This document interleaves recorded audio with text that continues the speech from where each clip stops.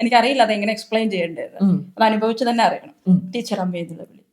പക്ഷേ അധ്യാപിക എന്ന നിലയിൽ ധാരാളം വെല്ലുവിളികൾ നേരിടേണ്ടി വരുന്നുണ്ട്. ഞങ്ങളെപ്പോലെയുള്ള ഒരു നൃത്ത സ്ഥാപനം നടത്തുന്ന ആളുകൾക്ക് വേറെ കുട്ടികളുടെ എൻ്റെ അടുത്ത് വന്നിട്ടുണ്ട്, ടീച്ചറല്ലേ പ്രോഗ്രാം നടത്തുന്നത്, അതുകൊണ്ട് ടീച്ചർക്ക് എന്തിനാണ് ഞങ്ങൾ ഈ ഒരു പ്രോഗ്രാം നടത്താൻ അമൗണ്ട് അല്ലെങ്കിൽ പൈസ കൊടുക്കുന്നത് എന്നുള്ളൊരു ക്വസ്റ്റ്യൻ എനിക്ക് വന്നിട്ടുണ്ട്. അപ്പോ നമ്മുടെ മക്കൾക്കാണെന്നുള്ള തോന്നല് അങ്ങോട്ടും ഇങ്ങോട്ടും ഉണ്ടാവണം. അത് ടീച്ചർ പറഞ്ഞതിൽ തന്നെ ഉണ്ട്, ഇത് നമ്മൾ ചെയ്യുന്ന പ്രോഗ്രാമാണ്. ഇപ്പൊ പ്രയുക്തി മുസഫ ബ്രാഞ്ചിന്റെ ആഘോഷം ഒരു വൻ വിജയമായിരുന്നു. ISCയിൽ എനിക്ക് തോന്നുന്നത് India social and cultural centre എന്ന പ്രസ്റ്റീജിയസ് ഓർഗനൈസേഷനിൽ ഇത്രയ്ക്ക് ക്രൗഡ് ഒരു ക്ലാസിക്കൽ പ്രോഗ്രാമിന് ഒരു പക്ഷെ കണ്ടിട്ടുണ്ടാവില്ലേ ചെയ്യും. അതെനിക്ക് നിർബന്ധമുള്ള കാര്യമാണ്. കാരണം ടൈമിംഗ് മുതൽ തുടങ്ങുന്ന ഒരു ടൈമിംഗ് മുതൽ അവസാനിക്കുന്നത് ഒരു മാക്സിമം മെയിൻറ്റെയിൻ ചെയ്യാൻ ശ്രമിക്കാറുണ്ട്. ടൈമിംഗ് പറയുന്നപ്പോ ഇതിന്റെ കമ്പോസിഷന്റെ പുറകെ വന്നിട്ടുള്ളത്.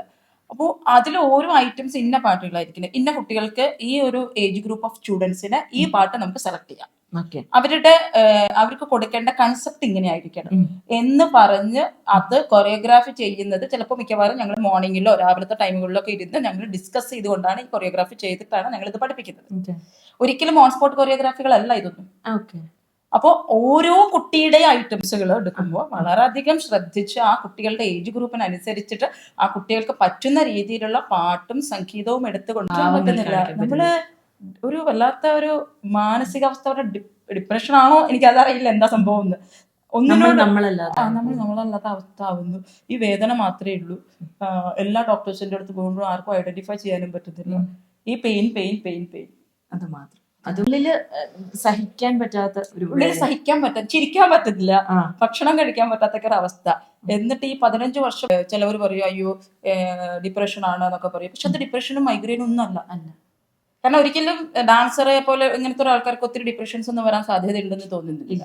വേദന വരും പറയണം ആളുകൾ, ഈ വേദന ഇങ്ങനത്തെ ഒരു ട്രീറ്റ്മെന്റ് ഉണ്ട്, ഇങ്ങനെ ഒരു സംഭവം ചെയ്യാനുണ്ട്, ഇത് ചെയ്യുമ്പോൾ ഉണ്ടാകുന്ന ഒരു ബെനിഫിറ്റ് എന്താണെന്നുള്ളത് അറിയണം എന്നുള്ളത് എനിക്ക് നിർബന്ധമായിരുന്നു. അതുകൊണ്ട് തന്നെ എനിക്ക് ഒരു പേടിയും ഉണ്ടായിരുന്നില്ല ഇത് പറയാനും. ഇത് ജനങ്ങൾ അറിയാത്തവർക്ക് അതൊരു ഉപകാരപ്പെടണമെന്ന് എനിക്കത് കൂടെ വിളിക്കാൻ പറ്റില്ല. ഞാൻ മക്കളെ മാത്രമേ അവരെ വിശേഷിപ്പിക്കാറുള്ളൂ. ചീത്ത പറയുമ്പോൾ എന്തെങ്കിലുമൊക്കെ പറയും, അതൊക്കെ വേറെ വിഷയം.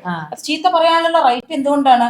ഒരു അച്ഛനും അമ്മയും സ്വന്തം മക്കള് ചീത്ത പറയുന്നുണ്ട്. ഇപ്പൊ ഉണ്ടോന്ന് എനിക്കറിയില്ല, പക്ഷേ ഇടപെടലുണ്ടാവുള്ളൂ. അത് കുട്ടികൾക്ക് നമ്മൾ കൊടുത്തു തന്നെ വളരണം. അല്ലാണ്ട് എപ്പോഴും നമ്മൾ ഇങ്ങനെ സ്നേഹം മാത്രമല്ല കൊടുക്കേണ്ടത്. ആ സ്നേഹത്തിന്റെ വാല്യൂ അറിയണമെങ്കിൽ ഇതുപോലെ ഒരു ഓപ്പോസിറ്റ് ആക്ഷൻ കൂടെ നമ്മൾ ഉണ്ടാക്കണം. അതായത് ചെറിയ ചെറിയ ഇപ്പൊ ലേറ്റ് ആയിട്ട് വരികയോ അല്ലെങ്കിൽ അത് ചെയ്യാത്ത ഹോംവർക്ക് ചെയ്യാതെ വരികയോ അല്ലെങ്കിൽ പ്രാക്ടീസ് ചെയ്താൽ വരികയോ ഒരു 5 മിനിറ്റ് അവരെ മാറ്റി നിർത്തുക, അല്ലെങ്കിൽ 10 മിനിറ്റ് എന്താ പ്രാക്ടീസ് ചെയ്യാത്ത എന്ന് ചോദിക്കാനുള്ള റൈറ്റ് നമുക്ക് ഉണ്ടാവണം. അത് വേണ്ട ടീച്ചർക്ക്. ചില വേദനിപ്പിക്കുന്ന സന്ദർഭങ്ങളിൽ പലപ്പോഴും എനിക്ക് അപ്പൊ തോന്നിയിട്ടുണ്ട്, നൃത്തം ഉപേക്ഷിക്കണം എന്നല്ല, ഈ ഫീൽഡിൽ തന്നെ ഇനി പോണോ എന്നുള്ള നിമിഷങ്ങളൊക്കെ നമുക്ക് തോന്നി. അങ്ങനെ ചിന്തിച്ചോട്ടെ ടീച്ചറെ. അതുകൊണ്ടല്ല, അത് അതിന്റെ പിന്നിലുണ്ടാകുന്ന വേദന ഭയങ്കരമായിട്ടാണ്.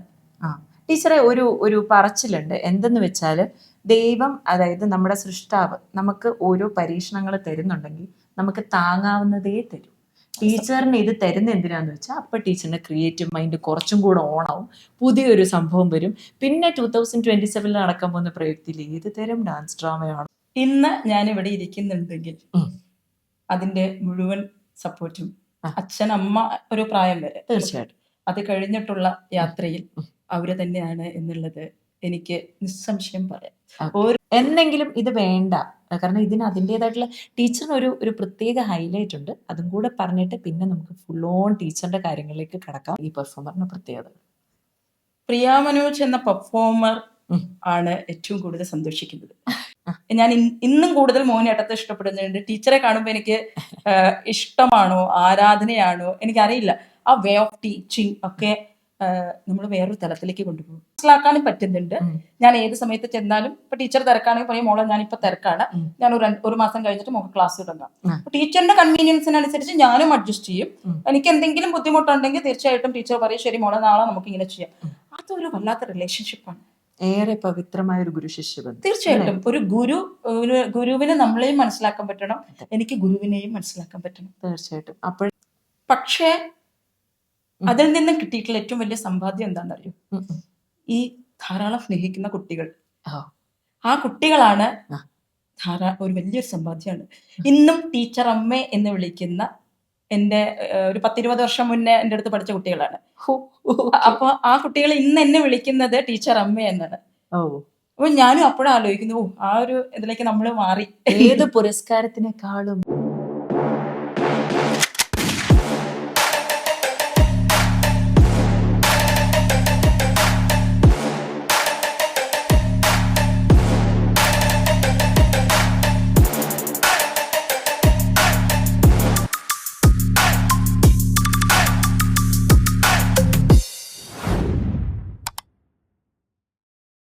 ഹായ്, ഹലോ, നമസ്തേ, നമസ്കാരം. Welcome to another episode of vibe with doctor Appu. ഇന്ന് എന്നോടൊപ്പമുള്ള അതിഥിയെക്കുറിച്ച് കുറച്ച് കാര്യങ്ങൾ പറഞ്ഞേ മതിയാകും.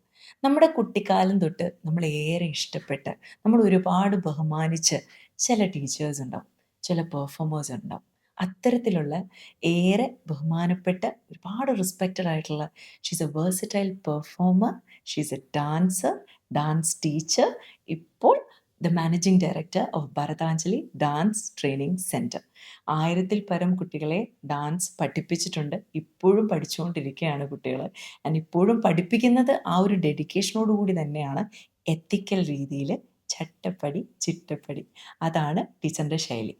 തൻ്റേതായിട്ടുള്ള ശാരീരിക ബുദ്ധിമുട്ടുകളായിക്കോട്ടെ, എന്തുമായിക്കോട്ടെ, ഇത് എൻ്റെ സോൾ ആൻഡ് ബോഡി തെറാപ്പിയാണ് എന്നുള്ള വിശ്വാസത്തോടു കൂടി എന്ത് പ്രശ്നങ്ങൾ വന്നാലും അത് അതിജീവിച്ച് she believes like dancing is like dreaming with her feet, and she is doing the same. Let me welcome the very respected, very beautiful, versatile dancer, Srimati Priya Manoj. Welcome to the podcast ടീച്ചറെ. നമസ്തേ. നമസ്തേ. Thank you ടീച്ചറെ, ആദ്യമേ തന്നെ എൻ്റെ invitation accept ചെയ്ത് ഈ ഒരു പോഡ്കാസ്റ്റിന് guest ആവാൻ സമ്മതിച്ചതിനും ഇവിടെ വന്നതിനും. അപ്പോൾ തൻ്റെ 5 വയസ്സിൽ തന്നെ നൃത്തം അഭ്യസിച്ചു തുടങ്ങി. കലാതിലകമായിരുന്നു. പിന്നെ ഒരുപാട് നർത്തകർക്ക് ഏറ്റവും സ്വപ്നം അല്ലെങ്കിൽ സ്വപ്ന സാക്ഷാത്കാരമായ പല വേദികളിൽ, എനിക്ക് തോന്നുന്നു 1000-ൽ പരം വേദികളിൽ പെർഫോം ചെയ്തിട്ടുണ്ട്, യുഎയിലും ഇന്ത്യയിലും അബ്രോഡിലുമായിട്ട്. പിന്നെ പല കൾച്ചറൽ ബാക്ക്ഗ്രൗണ്ട്സ്, പല നമ്മുടെ ഇന്ത്യയുടെ തന്നെ പല സ്ഥലങ്ങളിൽ നിന്നുള്ള കുട്ടികളെയും പിന്നെ ഇവിടെ തന്നെ പല ഏജിലുള്ള കുട്ടികളെയും അഭ്യസിപ്പിക്കുന്നുണ്ട്, ഇപ്പോഴും പഠിപ്പിച്ചുകൊണ്ടിരിക്കുന്നു. ആൻഡ് 2 ബ്രാഞ്ചസ് ഉണ്ട് ഭരതാഞ്ജലിക്ക്. ആൻഡ് ടീച്ചറിന് ഇപ്പോൾ ടീച്ചറിൻ്റേതായിട്ടുള്ളൊരു ടീമും ഉണ്ട്. ഷീസ് ഗൈഡിങ് ദെം ടു വളരെ റിനൗൺഡ് ആയിട്ടുള്ള കലാക്ഷേത്രയിലെ ടീച്ചേഴ്സാണ് ടീച്ചറിനോടൊപ്പം ഉള്ളത്. So this is the long journey short. ഇനിയും ടീച്ചറിനോട് ഞാൻ ചോദിക്കുകയാണ്, ഭരതാഞ്ജലി എന്ന ഡാൻസ് ട്രെയിനിങ് സെൻറ്ററിലേക്ക്, അല്ലെങ്കിൽ അതൊരു സ്വപ്ന സാക്ഷാത്കാരമായിരുന്നു. തീർച്ചയായും. കോവിഡ് എന്ന ഏറ്റവും ചാലഞ്ചിങ് സിറ്റുവേഷനിലാണ് അതിൻ്റെ തുടക്കം. അപ്പോൾ അതിലേക്ക് എങ്ങനെ എത്തിയെന്ന് ടീച്ചറൊന്ന് പറയാം. ഭരതാഞ്ജലി എന്ന നൃത്തവിദ്യാലയം തുടങ്ങുന്നതിന് മുന്നേ തന്നെ ഇവിടെ കേരള സോഷ്യൽ സെന്ററിലും മലയാളി സമാജത്തിലും നൃത്തം അഭ്യസിപ്പിച്ചിരുന്നു. പഠിപ്പിച്ചിരുന്നു, കുട്ടികളെ പഠിപ്പിച്ചുകൊണ്ടിരുന്നിരുന്നു. അതോടൊപ്പം തന്നെ മോഡൽ സ്കൂളിലെ മലയാളം അധ്യാപികയും കൂടിയായിരുന്നു, ഏകദേശം 16 വർഷത്തോളം. അതിനോടൊപ്പം കുട്ടിക്കാലത്ത് ഞാൻ ഏറെ സ്നേഹിച്ചിരുന്നു എൻ്റെ അച്ഛനും അമ്മയും അതിലേക്ക് വഴി വെച്ച് തന്നിരുന്നു, നൃത്തം എന്നുള്ള ഒരു വഴിയിലേക്ക്. അതിനുള്ള തീർച്ചയായും അതിന് ഒരു വഴി വീണ്ടും തുറന്നു തന്നത് ഈ പ്രവാസ ലോകം തന്നെയാണ്. അപ്പൊ അതിനുശേഷം കുട്ടികൾ നമ്മുടെ നൃത്തത്തെ ഇഷ്ടപ്പെട്ടുകൊണ്ട് നമ്മുടെ നൃത്ത ക്ലാസ്സിലേക്ക് വരാൻ തുടങ്ങി. അതിനുശേഷമാണ് സീരിയസ് ആയിട്ടുള്ള ഒരു നൃത്ത പഠന കേന്ദ്രം അല്ലെങ്കിൽ നൃത്തം പഠിപ്പിക്കുക എന്നുള്ള ഒരു ആഗ്രഹം മനസ്സിലേക്ക് വന്നത്. കേരള സോഷ്യൽ സെന്റർ തന്ന സപ്പോർട്ട്, മലയാളി സമാജം തന്ന സപ്പോർട്ടാണ് ഇന്ന് ഭരതാഞ്ജലി എന്ന നൃത്തവിദ്യാലയം. അവരിന്നും ടീച്ചറിനെ സപ്പോർട്ട് ചെയ്യുന്നു എന്നുള്ളതാണ് അവർക്ക് അഭിമാനമാണ്. ടീച്ചർ സ്വന്തമായിട്ടുള്ള ഡാൻസ് ട്രെയിനിങ് സെന്റർ ഉണ്ട് എന്ന് പറയുമ്പോൾ അല്ലേ? കാരണം സമാജം, KSC, ISC ഈ 3 സംഘടനകളുടെ സപ്പോർട്ട് തന്നെയാണ് ഇന്ന് ഈ ഒരു നർത്തകി എന്ന രീതിയിലും നൃത്താധ്യാപിക എന്ന രീതിയിലും ഇന്ന് ഭരതാഞ്ജലി നൃത്തവിദ്യാലയം സ്ഥാപിക്കാനുള്ള ഒരു ബേസ് എനിക്ക് തന്നിട്ടുള്ളത് ഈ 3 സംഘടനകൾ തന്നെയാണ്. അപ്പൊ നിങ്ങൾക്ക് എല്ലാവർക്കും എന്നെ പോലെ തന്നെ ഒരു ചെറിയ ക്വസ്റ്റ്യൻ മനസ്സിലുണ്ടാവും. ടീച്ചർ ഒരു മലപ്പുറംകാരിയാണ്, എഴുത്തച്ഛന്റെ നാട്ടിൽ നിന്നാണ് വരുന്നത്, മലയാളം അധ്യാപികയായിരുന്നു. അപ്പോൾ ഇപ്പോഴും മലയാളത്തെ ചേർത്ത് പിടിച്ചിട്ടില്ലേ? മലയാളത്തെ വളരെയധികം ചേർത്ത് പിടിക്കുന്നു. ഈ മലയാളത്തെ ചേർത്ത് പിടിക്കുന്നത് തന്നെയാണ് ഈ നൃത്ത അധ്യാപികയുടെ ഏറ്റവും വലിയ വിജയം. ഓക്കെ. കാരണം വായന എന്ന് പറയുന്നത് ഒരു പ്രധാന ഘടകമാണ്. നൃത്തം എന്ന് പറയുന്നത് നമ്മുടെ മനസ്സിലുള്ള ആശയങ്ങൾ മറ്റുള്ള ആളുകളിലേക്ക്, അല്ലെങ്കിൽ ഇത് നൃത്തം കാണാനെത്തുന്നവരുണ്ട്, നൃത്തത്തെ ആസ്വദിക്കുന്നവരുണ്ട്. അപ്പൊ അവരിലേക്ക് എത്തിക്കണമെങ്കിൽ നമ്മൾക്കൊരു ആശയം ഉണ്ടാവും. തീർച്ചയായിട്ടും. ആ ആശയത്തെ എത്തിക്കണമെങ്കിൽ നമുക്ക് ധാരാളം പരന്ന വായന ആവശ്യമാണ്. അതെ. അപ്പൊ അധ്യാപിക എന്ന നിലയിലും മലയാളത്തെ അധികം ഇഷ്ടപ്പെട്ടിരുന്ന ഒരു വ്യക്തി എന്ന നിലയിലും ഇപ്പോൾ ധാരാളം പുസ്തകങ്ങൾ വായിക്കാറുണ്ട്. ചിലത് സമയ പരിമിതികൾ കാരണം വായിക്കാൻ പറ്റാറില്ല. എന്നാലും പുസ്തകങ്ങൾ വായിക്കുകയും അതിലേക്ക് കുറച്ചെങ്കിലും കണ്ണോടിക്കുക എന്ന് പറയുന്നത് എന്നെ സംബന്ധിച്ച ഒരു സന്തോഷമുള്ള കാര്യം തന്നെയാണ്. അപ്പൊ ഈ കഴിഞ്ഞിട്ടുള്ള പല വർക്കുകളും അതിൽ നിന്ന് തന്നെയാണ് എനിക്ക് പുറപ്പെട്ടു. അതായത് നമുക്ക് ഇപ്പോ രസോവൈഭവമായിക്കോട്ടെ, ഷൺമുഖോദയമായിക്കോട്ടെ, കൃഷ്ണപഞ്ചകമായിക്കോട്ടെ, ഇതൊക്കെ നമ്മളിലേക്ക് വരുന്നത് ഇത്തരം വായനകൾ തരുന്ന ഒരു സമ്പാദ്യം തന്നെയാണ്. അതെ. ഓക്കെ. നൗ ടീച്ചർ അച്ഛനും അമ്മയുടെയും വൈറ്റൽ റോളിനെ പറ്റി പറഞ്ഞു. പക്ഷേ ടീച്ചറിന് നമ്മൾ പറയും ഒരു പുരുഷന്റെ വിജയരഹസ്യം സ്ത്രീയാണെന്ന്. ടീച്ചറിന്റെ കേസിൽ മനോജ് എന്ന് പറയുന്ന ഒരു സുന്ദരനായ പാലക്കാട്ടുകാരനാണ്. അദ്ദേഹത്തിന്റെ സപ്പോർട്ടിനെ പറ്റി 2 വാക്ക് ടീച്ചർ പറഞ്ഞേ മതിയാവും. പിന്നെ മകനായ ഇപ്പോൾ ബഡ്ഡിങ് എഞ്ചിനീയറായി, എഞ്ചിനീയറിംഗിൽ 2ാം വർഷം അല്ലെ കഴിഞ്ഞു. യെസ്, മകൻ. അവരെ പറ്റി കുറച്ച് വാക്കുകൾ. കാരണം അവരുടെ സപ്പോർട്ട് ഇല്ലാണ്ട് ടീച്ചറിന് ഈ ഒരു യാത്ര തുടരാൻ പറ്റില്ല. ഷുവറാണ്. ഇന്ന് ഞാനിവിടെ ഇരിക്കുന്നുണ്ടെങ്കിൽ അതിന്റെ മുഴുവൻ സപ്പോർട്ടും അച്ഛൻ, അമ്മ ഒരു പ്രായം വരെ, തീർച്ചയായിട്ടും അത് കഴിഞ്ഞിട്ടുള്ള യാത്രയിൽ അവര് തന്നെയാണ് എന്നുള്ളത് എനിക്ക് നിസ്സംശയം പറയാം. ഒരു സംശയവും ഇല്ല. എന്നെങ്കിലും ഇത് വേണ്ട, കാരണം ഇതിന് അതിൻ്റെതായിട്ടുള്ള ടീച്ചറിന് ഒരു പ്രത്യേക ഹൈലൈറ്റ് ഉണ്ട്. അതും കൂടെ പറഞ്ഞിട്ട് പിന്നെ നമുക്ക് ഫുൾ ഓൺ ടീച്ചറിന്റെ കാര്യങ്ങളിലേക്ക് കടക്കാം. ടീച്ചർ ഹംഗ്രിയാണ് ഫോർ പെർഫെക്ഷൻ. ടീച്ചറിൻ്റെതായിട്ടുള്ള ഡാൻസ്, ഡ്രാമ, പ്രൊഡക്ഷൻ, അതിനായി ടീച്ചർ നടത്തുന്ന റിസർച്ച്, ഗവേഷണം, ഇതൊന്നും ഒരു പക്ഷേ ടീച്ചർ പഠിപ്പിക്കുന്ന കുട്ടികളുടെ രക്ഷിതാക്കൾ പോലും അറിയുണ്ടാവില്ല. ഒരു 24 മണിക്കൂറിൽ ശരീരത്തിനെ, അത് ഈ പുള്ളിക്കാരത്തി ഏറ്റവും ഇഷ്ടപ്പെടുന്നത് മോഹിനിയാട്ടം എന്ന നൃത്തരൂപമാണ്. അപ്പോൾ അതൊരു പവർഫുൾ ഫോം ഓഫ് യോഗ കൂടിയാണ്. അത് കൂടാണ്ട് ടീച്ചർ ഇതിന് വേണ്ടിയിട്ട് സമയം കണ്ടെത്തി അതിലേക്ക് എത്ര ഡീപ്പായിട്ട് ഡൈവ് ഇൻ ചെയ്യുന്നുണ്ടെന്ന് ഒരു പക്ഷേ പ്രേക്ഷകർ അറിയുന്നുണ്ടാവില്ല. പക്ഷേ when you see her dance, drama, production, Ramasangeethi, ഇപ്പോൾ രസോവൈഭവം, ഇതൊക്കെ കാണുമ്പോൾ തന്നെ നമുക്ക് മനസ്സിലാവും ദർ ഇസ് സംതിങ് എക്സ്ട്രോർഡിനറി. അതെങ്ങനെയാണ് ടീച്ചർ കുട്ടിക്കാലം തൊട്ട് അങ്ങനെ ക്യൂരിയസ് ആയിരുന്നു? എപ്പോഴും ഓരോ കാര്യങ്ങളെപ്പറ്റി എനിക്ക് അതങ്ങനെ ചെയ്താലോ, അതിങ്ങനെ ചെയ്താലോ, ഇതിനെപ്പറ്റി കുറച്ചും കൂടെ ആധികാരികമായിട്ട് പഠിച്ചാൽ, അങ്ങനെ ആയിരുന്നോ ടീച്ചർ കുട്ടിക്കാലം തൊട്ടേ? ഇല്ല, അങ്ങനെ ഉണ്ടെന്ന് എനിക്ക് തോന്നുന്നില്ല. ഇല്ല. പക്ഷെ അതിനൊരു കാരണം എൻ്റെ അച്ഛനാണ്. കാരണം അച്ഛൻ പലയിടത്തേക്കായിട്ട് ഇപ്പൊ അവിടെ ഞങ്ങളുടെ അവിടെ ഇല്ലം ഒക്കെ ഉണ്ടായിരുന്നു, തവനൂർ ഇല്ലൊക്കെ പൈതൃകമൊക്കെ സിനിമ ഷൂട്ട് ചെയ്തിട്ടുണ്ട്. അപ്പൊ അവിടെയൊക്കെ കഥകളി നടക്കും, അതുപോലെ അമ്പലത്തിൽ ഉത്സവങ്ങൾ നടക്കും. അപ്പൊ അച്ഛൻ നല്ലൊരു എഴുത്തുകാരനും അതുപോലെ തന്നെ വായനയും കലയെ ആസ്വദിക്കുന്ന കലാസ്വാദകനും കൂടെയായിരുന്നു. അപ്പൊ അച്ഛന് കഥകളി പഠിക്കണം എന്ന് ആഗ്രഹം ഉണ്ടായിരുന്നു. പക്ഷെ പേര് ഗംഗാധരൻ എന്നാണ്. അച്ഛൻ അധ്യാപകനായിരുന്നു. അപ്പോ അന്ന് അച്ഛൻ കഥകളിക്ക് ജോയിൻ ചെയ്യണം എന്ന് ആഗ്രഹം ഉണ്ടായിരുന്നു. പക്ഷെ അതില് അച്ഛൻ്റെ അന്നത്തെ ഒരു സാഹചര്യത്തിലായിരിക്കാം കലാകാരന്മാര് അങ്ങനെ ഒരു, പിന്നീട് അച്ഛൻ അതിന് പോയില്ല. ഒരു സാഹചര്യം കൊണ്ട് അത് മാറ്റി വെക്കേണ്ടി വന്നു. പക്ഷെ അടങ്ങാത്ത ആഗ്രഹം ഉള്ളിൽ തന്നെ ഉണ്ടായി. അതെ, അടങ്ങാത്ത ആഗ്രഹം അച്ഛനുണ്ടായിരുന്നു. അച്ഛനാണ് ഈ പല ഇതുപോലെയുള്ള നാടകങ്ങൾക്കായിക്കോട്ടെ, ഇതുപോലെ വേറൊരു, എനിക്കിതൊക്കെ ഇത്രയും ഇഷ്ടപ്പെടാനുള്ള കാരണം എന്താണെന്ന് വെച്ചാൽ, നമ്മുടെ വീട്ടിലാണ് ഈ കഥകളിയൊക്കെ നടത്തുന്നവരും അതുപോലെ കലാകാരന്മാരൊക്കെ. ഞങ്ങളുടെ വീട് അമ്പലത്തിന്റെ തൊട്ടടുത്താണ്. അപ്പൊ അവിടെ ഒരു സ്റ്റേജ് ഉണ്ട്. ആ സ്റ്റേജിലാണ് എല്ലാ പ്രോഗ്രാംസും വരിക. അപ്പൊ അച്ഛന് നമ്മുടെ വീട്ടിലേക്കാണ് ഈ കലാകാരന്മാരെല്ലാരും വരിക. അപ്പൊ ഇവരെയൊക്കെ കാണുമ്പോൾ എനിക്ക് വൈകിട്ട് ഉച്ചയ്ക്ക് വരും, ഒരു 2 മണിയൊക്കെ ആകുമ്പോഴാണ് പ്രോഗ്രാം ദിവസം, അല്ലെങ്കിൽ രാവിലെ ഒരു 11 മണിക്കൊക്കെ വന്നു കഴിഞ്ഞാൽ ഇവര് നമ്മുടെ വീട്ടിലാണ് കിടക്കുക. അമ്മ ഭക്ഷണമൊക്കെ ഉണ്ടാക്കി കൊടുക്കും. ഇവർക്ക് ചിലപ്പോൾ 10-15 പേരൊക്കെ ആയിരിക്കും. അപ്പൊ ഇത്രയും പേർക്കുള്ള ഭക്ഷണമൊക്കെ ഉണ്ടാക്കി കൊടുത്ത് അന്ന് ഇത് കാണുമ്പോൾ എനിക്ക് ഇതൊക്കെ ഒരു ആരാധനയായിരുന്നു. എങ്ങനെയാണ് ഈ കലാകാരന്മാര്, പിന്നെ ഇവര് നൃത്തം ചെയ്യുന്നത്, മേക്കപ്പ് ഒക്കെ അവിടെ തന്നെ ചെയ്യാം, വീട്ടിൽ നിന്ന് തന്നെ ചെയ്യാം. അപ്പൊ ഇത് കുഞ്ഞു നാൾ മുതൽ ഇത് കാണുകയാണ് ഞാൻ. ഈ നൃത്തം എന്നുള്ള ഇഷ്ടം അവിടെ നിന്നാണ് എനിക്ക് തോന്നുന്നു ഞാൻ അറിയാതെ വളർന്നത് എന്ന് തോന്നുന്നു. അപ്പൊ ഈ കലാകാരി ആവുമ്പോ കലാകാരികളോടുള്ള ഒരു റെസ്പെക്ട്, ഇതൊക്കെ ഞാൻ അവിടെ അന്ന് കണ്ടിട്ടുണ്ടായിരുന്നു. ടീച്ചർമാരോടുള്ള ഒരു, ഗുരുക്കന്മാരോടുള്ള ആ ഒരു റെസ്പെക്ട്. അപ്പൊ നമുക്ക് മാതൃകയാവണം ഇതൊക്കെ. അതെ, തീർച്ചയായിട്ടും. ആ മാതൃകയാണ് ഞാൻ ഈ ഒരു പക്ഷേ അധ്യാപികയാവാനും അല്ലെങ്കിൽ നൃത്തത്തിലേക്കുള്ള വഴി തെളിയിക്കാനും. അല്ലാണ്ട് എന്റെ വീട്ടിൽ ആരും ഒരു നർത്തകിയില്ല. ഇല്ല. അമ്മയ്ക്ക് നൃത്തം ഇഷ്ടമായിരുന്നു, ഓക്കെ. അമ്മയ്ക്ക് വളരെ ഇഷ്ടമായിരുന്നു. അപ്പൊ അവരുടെ രണ്ടുപേരുടെയും സ്വപ്നം സാക്ഷാത്കരിച്ച കുഞ്ഞാണ്. ആയിരിക്കാം. സാക്ഷാത്കരിച്ചോ എന്നുള്ളത് എനിക്കറിയില്ല. പക്ഷെ തീർച്ചയായിട്ടും അവര് വഴി വെട്ടി തന്നതും ആ വഴികൾ കാണിച്ചു തന്നതും ആണ് ഇന്ന് ഞാൻ തുടർന്നുകൊണ്ടിരിക്കുന്നത്. ടീച്ചർ ഒരുപാട് പെർഫോമൻസസ് ചെയ്തിട്ടുണ്ടല്ലോ. ഞാൻ പറഞ്ഞ പോലെ ഏറെ പ്രശസ്തമായ ഒരുപാട് നർത്തകരുടെ സ്വപ്നമായ വേദികളിൽ ടീച്ചർ എന്താ പറയാ, ടീച്ചർ ദൈവാനുഗ്രഹം കൊണ്ട് അവിടെ പെർഫോം ചെയ്തിട്ടുണ്ട്. അതിൽ ചിലത് പറയാമോ?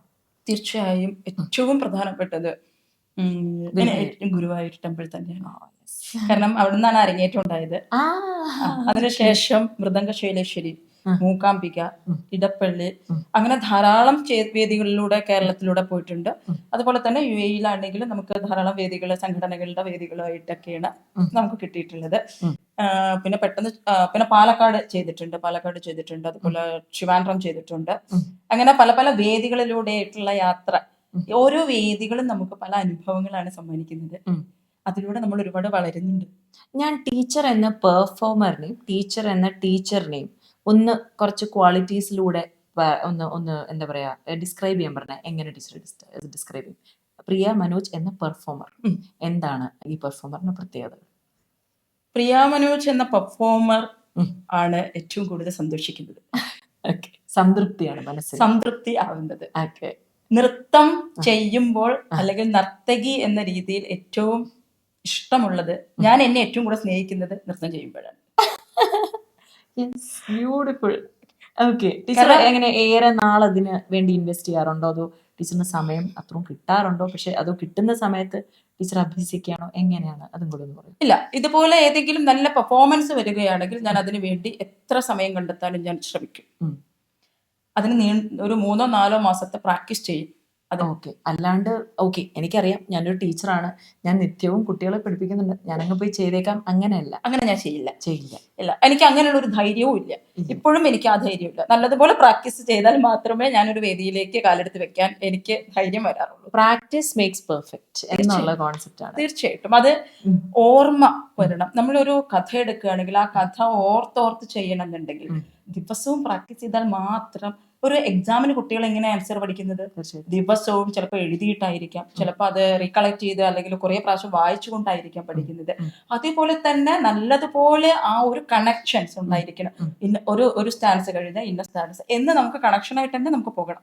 പിന്നെ ടീച്ചറിന്റെ ഗുരുക്കന്മാരുടെ അഡ്വൈസ് അങ്ങനെ എന്തെങ്കിലും എടുക്കാറുണ്ടോ പെർഫോമൻസിന് മുന്നേ? തീർച്ചയായിട്ടും. എന്റെ മോഹിനിയാട്ടത്തിലെ ഇന്നത്തെ ഗുരു കലാമണ്ഡലം ഡോക്ടർ സുഗന്ധി പ്രഭുവാണ്, ടീച്ചർ ആണ്. അപ്പൊ ഇന്നും ഞാൻ അത് പഠിച്ചുകൊണ്ടിരിക്കുന്നുണ്ട്.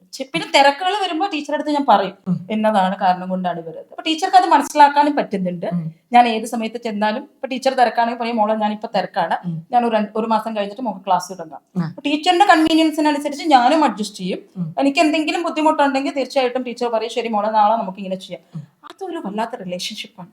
ഏറെ പവിത്രമായ ഒരു ഗുരു ശിഷ്യബന്ധം. തീർച്ചയായിട്ടും ഒരു ഗുരുവിനെ നമ്മളെയും മനസ്സിലാക്കാൻ പറ്റണം, എനിക്ക് ഗുരുവിനെയും മനസ്സിലാക്കാൻ പറ്റണം. തീർച്ചയായിട്ടും. അപ്പോഴേ അതിൽ നമുക്ക് കറക്റ്റ് ആയിട്ടുള്ള ഒരു ഔട്ട് കിട്ടത്തുള്ളൂ. നമ്മളെന്നുള്ളൊരു പെർഫോമർ അല്ലെങ്കിൽ നമ്മളെന്നുള്ളൊരു ആർട്ടിസ്റ്റ് കംപ്ലീറ്റ് ആവുള്ളൂ. തീർച്ചയായിട്ടും. പ്രിയ മനോജ് എന്ന ടീച്ചറിനെ കുറിച്ച് കുറച്ച് കാര്യങ്ങൾ.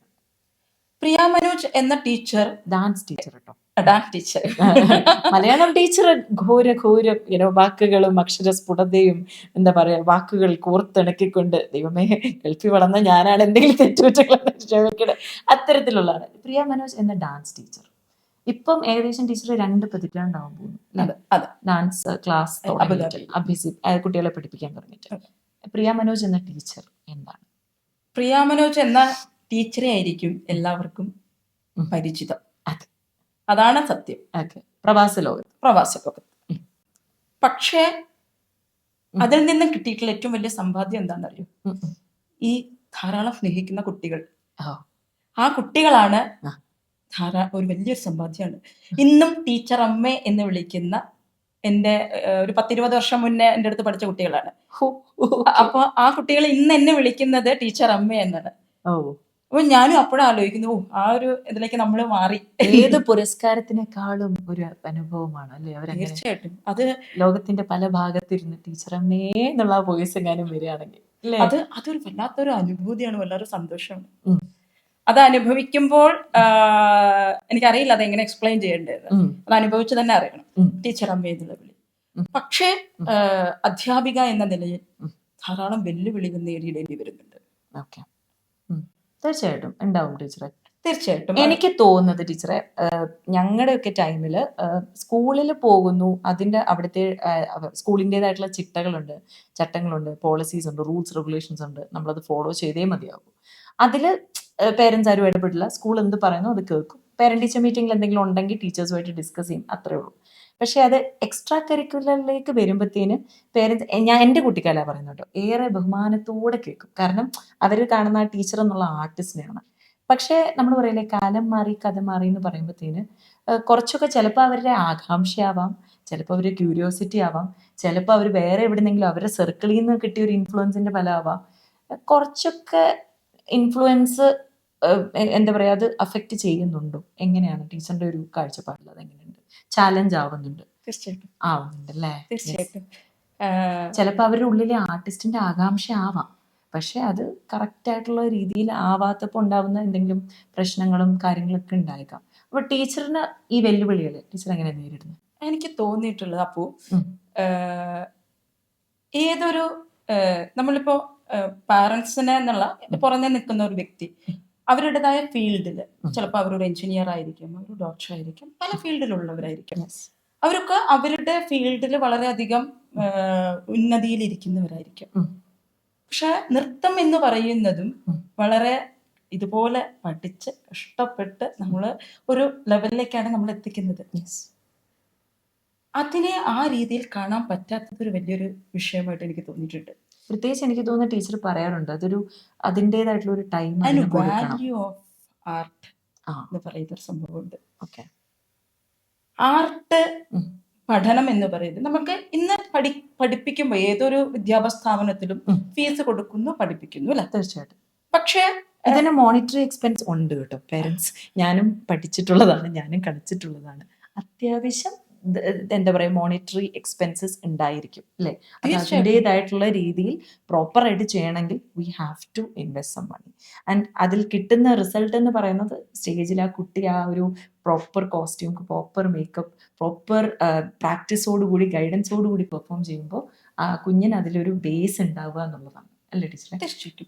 നൃത്തം എന്ന് പറയുന്നത് ഒരു ദൃശ്യമായിട്ടുള്ള, അതായത് കാഴ്ചയിൽ കാണാൻ പറ്റുന്നതാണ് അല്ലെ? നമ്മൾ കണ്ണുകൊണ്ട് ആസ്വദിച്ചും കാതുകൊണ്ട് കേട്ടും ഇത് രണ്ടും കൂടി ചേരുമ്പോഴാണ് നൃത്തത്തിന്റെ ഭംഗി അറിയുന്നത്. തീർച്ചയായിട്ടും. അപ്പൊ അതിനെന്തൊക്കെ ഇപ്പൊ ഞാനൊരു എക്സാമ്പിൾ ആയിട്ട് പറയാം. വെറുതെ ഒരു സാധാരണ നമുക്ക് ആസ്വദിക്കാൻ പറ്റും.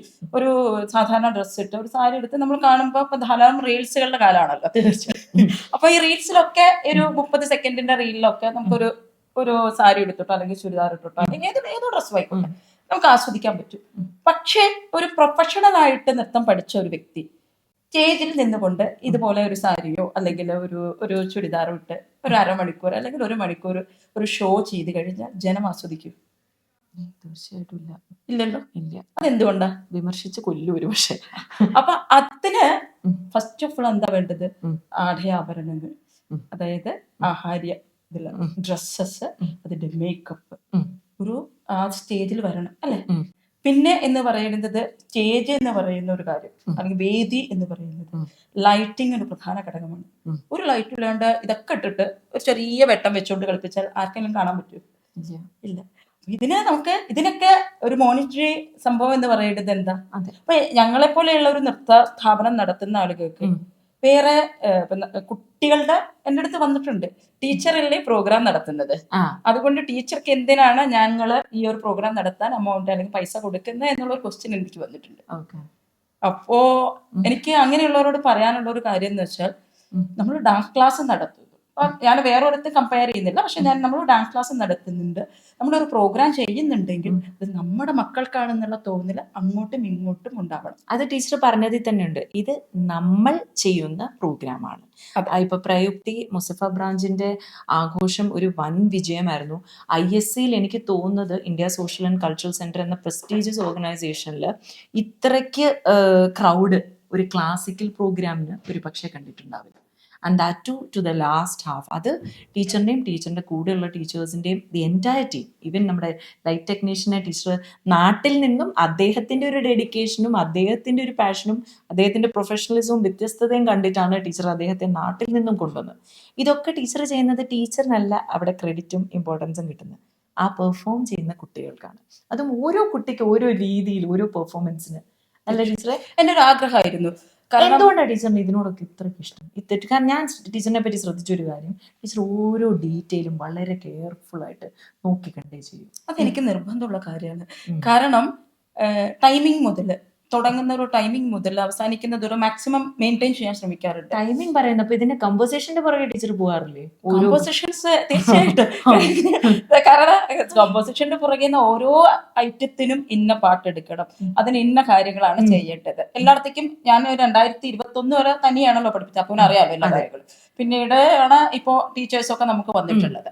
അപ്പോൾ അതിൽ ഓരോ ഐറ്റംസ് ഇന്ന പാട്ടുകളായിരിക്കും, ഇന്ന കുട്ടികൾക്ക് ഈ ഒരു ഏജ് ഗ്രൂപ്പ് ഓഫ് സ്റ്റുഡൻസിന് ഈ പാട്ട് നമുക്ക് സെലക്ട് ചെയ്യാം, അവർക്ക് കൊടുക്കേണ്ട കൺസെപ്റ്റ് ഇങ്ങനെ ആയിരിക്കണം എന്ന് പറഞ്ഞ് അത് കൊറിയോഗ്രാഫി ചെയ്യുന്നത് ചിലപ്പോൾ മിക്കവാറും ഞങ്ങൾ മോർണിംഗിലോ രാവിലത്തെ ടൈമുകളിലൊക്കെ ഇരുന്ന് ഞങ്ങൾ ഡിസ്കസ് ചെയ്തുകൊണ്ടാണ് ഈ കൊറിയോഗ്രാഫി ചെയ്തിട്ടാണ് ഞങ്ങൾ ഇത് പഠിപ്പിക്കുന്നത്.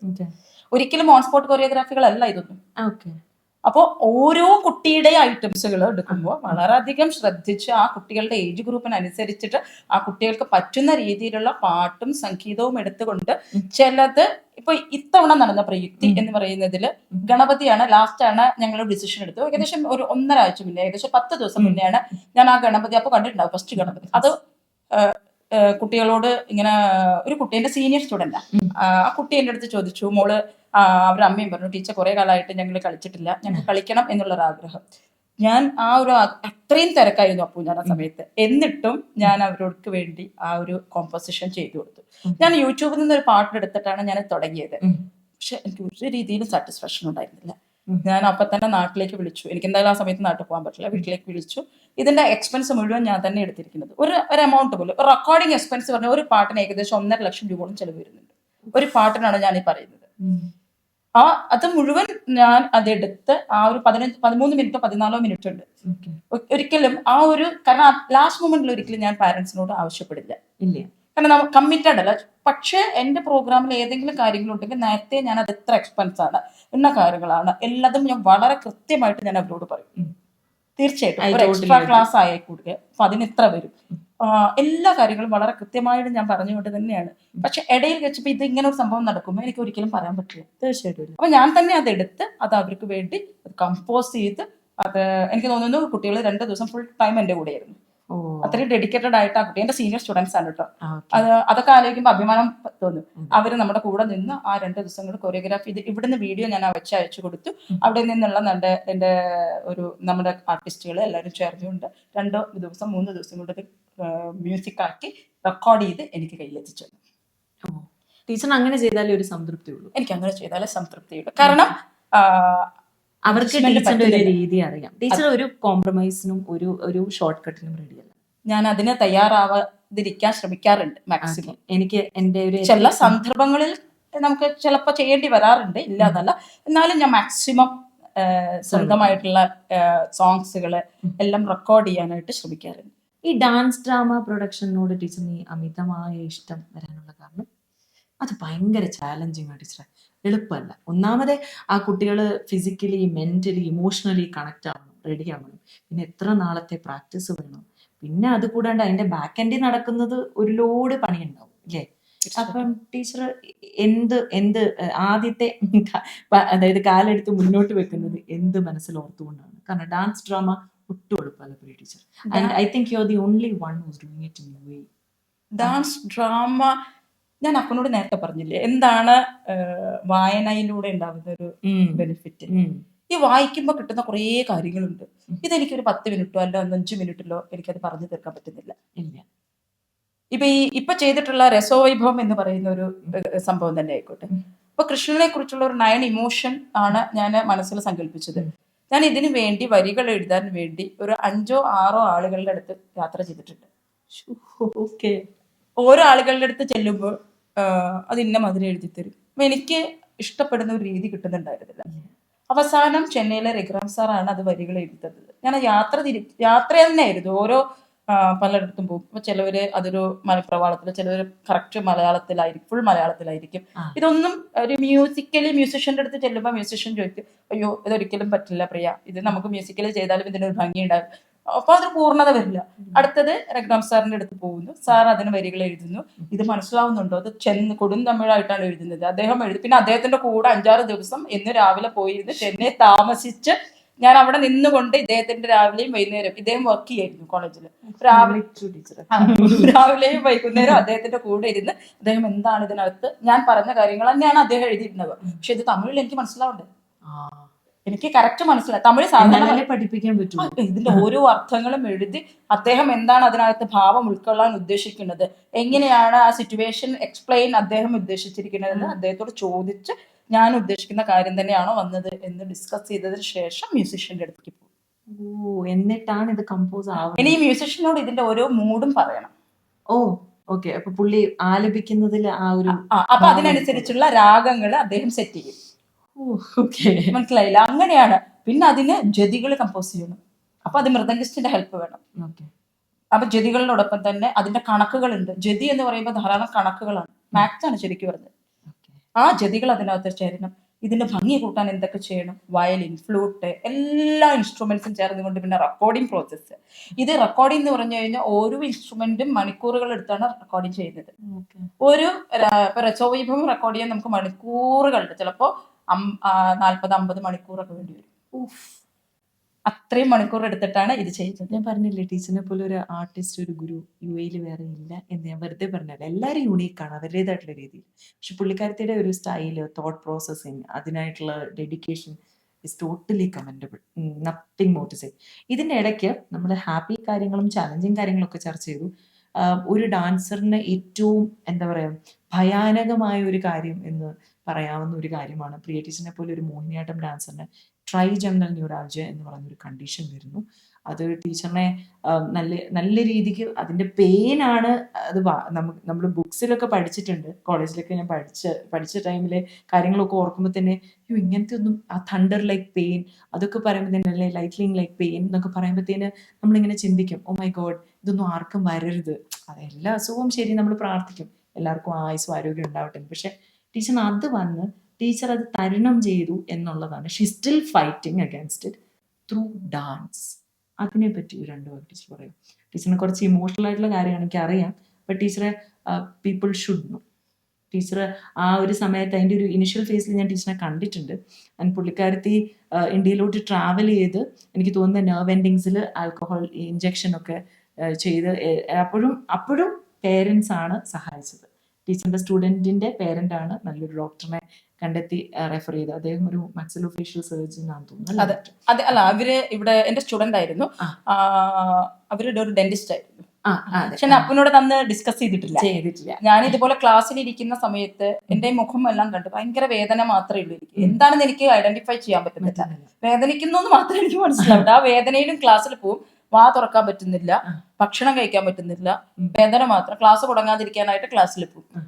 അങ്ങനെ അവര് പാരന്റ് ക്ലാസ്സിനകത്തോട്ട് ടീച്ചർ എന്താ പറ്റി ചോദിച്ചപ്പോ ഞാൻ പറഞ്ഞു മൈഗ്രെയിൻ ആണ് തോന്നുന്നത്, നമുക്കത് മാത്രമല്ല അറിയുള്ളൂ.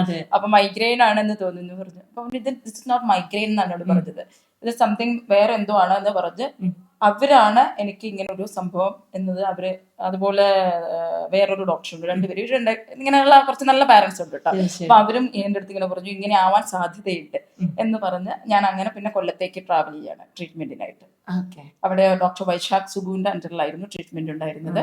ഇപ്പോഴും ഞാനിങ്ങനെ ഇതുപോലെ പെയിൻ വരുമ്പോൾ അദ്ദേഹത്തെ വിളിക്കും, അദ്ദേഹം ഇവിടുന്ന് ട്രീറ്റ്മെന്റ് പറയും, അല്ലെങ്കിൽ അതിനെന്താ വേണ്ടതെന്ന് വെച്ചാൽ അതുപോലെ. പിന്നെ മെന്റലി തകർന്നു പോകും. അപ്പൊ കാരണം ആ ഒരു നിമിഷത്തില്, കാരണം നമുക്ക് സംസാരിക്കാൻ പറ്റുന്നില്ല, ക്ലാസ് എടുക്കാൻ പറ്റുന്നില്ല, സാധാരണ മനുഷ്യരെ പോലെ ചിരിക്കാൻ പറ്റുന്നില്ല, ചിരിക്കാൻ ഭാവങ്ങൾ പറ്റുന്നില്ല. കാണിക്കാൻ നമ്മള് പറ്റുന്നില്ല. ഒരു വല്ലാത്ത ഒരു മാനസികാവസ്ഥ, ഡിപ്രഷൻ ആണോ എനിക്കതറിയില്ല എന്താ സംഭവം എന്ന്. നമ്മൾ ഒന്നിനോട് നമ്മളല്ലാതെ നമ്മൾ നമ്മളല്ലാത്ത അവസ്ഥ ആവുന്നു. ഈ വേദന മാത്രമേ ഉള്ളൂ. എല്ലാ ഡോക്ടേഴ്സിന്റെ അടുത്ത് പോകുമ്പോഴും ആർക്കും ഐഡന്റിഫൈ ചെയ്യാനും പറ്റുന്നില്ല. ഈ പെയിൻ പെയിൻ പെയിൻ പെയിൻ അത് മാത്രം. അതും അത് അനുഭവിക്കുന്ന വ്യക്തിക്ക് മാത്രം അറിയാവുന്ന കൊടൂരമായിട്ടുള്ള വേദന. വേദന അനുഭവിക്കുന്നവർക്ക് മാത്രമേ അറിയൂ. ടീച്ചർ എങ്ങനെയാ തരണം ചെയ്തത്? പറയും. തീർച്ചയായും ഫസ്റ്റ് ഓഫ് ഓൾ അതിന് ഭഗവാന്റെ അനുഗ്രഹം എന്ന് പറയുന്നത്. ഈ ഭഗവാന്റെ അനുഗ്രഹം എങ്ങനെയാണ് വരുന്നത് വെച്ചാൽ അത് കറക്റ്റ് പ്ലേസിൽ നമ്മൾ എത്തിക്കുന്നതാണ് ദൈവാനുഗ്രഹം എന്ന് പറയുന്നത്. അല്ലാണ്ട് ദൈവം പ്രത്യക്ഷപ്പെട്ടിട്ട് വരൂ എന്നല്ല, നമ്മളെ അതിലേക്ക് നയിക്കുന്നതാണ് ഭഗവാന്റെ. നമ്മൾക്ക് അങ്ങനെയാണ് ഭഗവാനെ തൊട്ടറിയാൻ പറ്റുക, അല്ലെങ്കിൽ ദൈവത്തെ തൊട്ടറിയാൻ പറ്റുക. ഞാൻ അന്ന് ആ കൊല്ലത്തെത്തുന്നതും ഇതിന് ട്രീറ്റ്മെന്റ് എടുക്കുന്നതും ഇതൊന്നും ആർക്കും മനസ്സിലാവണം. വേദനിക്കുന്നു എന്ന് പറയും, പക്ഷെ ഞാൻ മാക്സിമം വേദന പുറത്തേക്ക് കാണിക്കാതിരിക്കാൻ ശ്രമിക്കും. ഞാൻ ക്ലാസ്സിന് പോവായിരുന്നു. അപ്പോൾ ഞാൻ അപ്പോഴും സന്തോഷം കണ്ടെത്തി ക്ലാസ്സിൽ പോകാനായിരുന്നു. ആ സമയത്ത് മൈക്ക് വെച്ച് ക്ലാസ് എടുക്കുന്നു. കുട്ടികളോട് ഞാൻ പറയും എനിക്ക് സംസാരിക്കാൻ വയ്യ, പക്ഷെ കുട്ടികൾ മനസ്സിലാക്കും കേട്ടോ. പക്ഷെ അന്ന് എനിക്ക് കുറച്ച് ചില പാരന്റ്സുകളൊക്കെ എൻ്റെ അടുത്ത് സപ്പോർട്ട് ചെയ്തതൊക്കെ എനിക്ക് മറക്കാൻ പറ്റില്ല അതൊന്നും.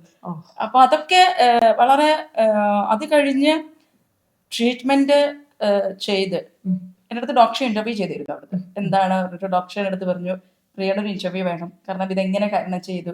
കാരണം എൻ്റെ അടുത്ത് ഇപ്പോൾ കഴിഞ്ഞ ഒരു 2 മാസം മുന്നേ എൻ്റെ അടുത്ത് പറഞ്ഞിട്ടുണ്ടായിരുന്നു, ഡോക്ടറിന്റെ അടുത്ത് പറഞ്ഞു പ്രിയയുടെ അനുഭവം എങ്ങനെയായിരുന്നു എന്ന് പറയാമോ. കാരണം ഇതുപോലെ വേദനിച്ചിട്ട് പലരും വന്നിട്ട് ആളുകൾ പറയണത് എന്താണെന്ന് വെച്ചിട്ടുണ്ടെങ്കിൽ ഡിപ്രഷനാണ്, വേദന തോന്നലാണ്, വേദന ഇതൊക്കെയാണ് പറഞ്ഞിട്ട് ഒരു 15 വർഷമായിട്ട് ഒരു ലേഡി അനുഭവിച്ച ഒരു വേദന എടുത്തത്. അപ്പൊ എൻ്റെ അടുത്ത് പറഞ്ഞു പ്രിയ ഒന്ന് പറയൂ, അവർക്കൊന്ന് മനസ്സിലാവട്ടെ എന്ന് പറഞ്ഞു. അപ്പൊ അത് ഡോക്ടർ പറഞ്ഞത് ഡോക്ടർ എനിക്ക് മനസ്സിലാവും, ഡോക്ടർ വൈശാഖ് ഡോക്ടർ പറഞ്ഞെടുത്ത് എനിക്കത് മനസ്സിലാവും. പക്ഷേ വേറൊരാൾക്ക് അത് മനസ്സിലാവാത്തത് പുറമെ ഒന്നും ഒന്നും സ്വല്യം പോലും ഇല്ല, ഒന്നുമില്ല. പക്ഷെ ഉള്ളില് സഹിക്കാൻ പറ്റാത്ത ഉള്ളിൽ സഹിക്കാൻ പറ്റാത്ത, ചിരിക്കാൻ പറ്റുന്നില്ല, ഭക്ഷണം കഴിക്കാൻ പറ്റാത്ത ഒരു അവസ്ഥ. എന്നിട്ട് ഈ 15 വർഷം വേദനിച്ച എന്തിനാ നോർമലായിട്ട് മുഖം പോലും കഴിയാൻ ടീച്ചർ ബുദ്ധിമുട്ട് കാണുമല്ലോ. തീർച്ചയായിട്ടും ഉറങ്ങാൻ പറ്റില്ല. നമുക്ക് ഉറങ്ങും നമ്മള്, അങ്ങനെയൊക്കെയുള്ളൊരു ആ വേദന കൊണ്ടൊരു ക്ഷീണം വന്നിട്ട് വേദന കൊണ്ട് ഈ പെയിൻ കില്ലർ കഴിച്ചിട്ട് നമ്മൾ ഉറങ്ങും. എന്നിട്ട് ഞാൻ അവർക്ക് വേണ്ടി ഞാൻ ഒരു വീഡിയോ ചെയ്ത് അയച്ചു കൊടുത്തിട്ടുണ്ടായിരുന്നു ആ ഒരു ഡോക്ടർ പറഞ്ഞിട്ട്. പക്ഷെ ആ ഡോക്ടർ ഒത്തിരി വളരെയധികം സപ്പോർട്ട് ചെയ്തിട്ടുള്ള ഒരു ഡോക്ടറായിരുന്നു. എത്ര പറഞ്ഞാലും നന്ദി പറഞ്ഞാലും തീരില്ല. ഇപ്പോഴും എന്ത് വന്നാലും എനിക്ക് വിളിക്കാനുള്ള ഒരു സ്വാതന്ത്ര്യവും വെളിപ്പുറത്ത് ഡോക്ടർ ഉണ്ട്, ഡോക്ടർ ഉണ്ട്. അതൊക്കെ ഞാൻ പറയാ, ഇത് ഈ അസുഖം കൊണ്ട് നമ്മള് അനുഭവിച്ച വേദനയെ ഞാൻ മറികടന്നിട്ടുണ്ടെങ്കിൽ എന്റെ മുന്നിൽ ഒരു ലക്ഷ്യം മാത്രമേ ഉണ്ടായിരുന്നുള്ളൂ, നൃത്തം.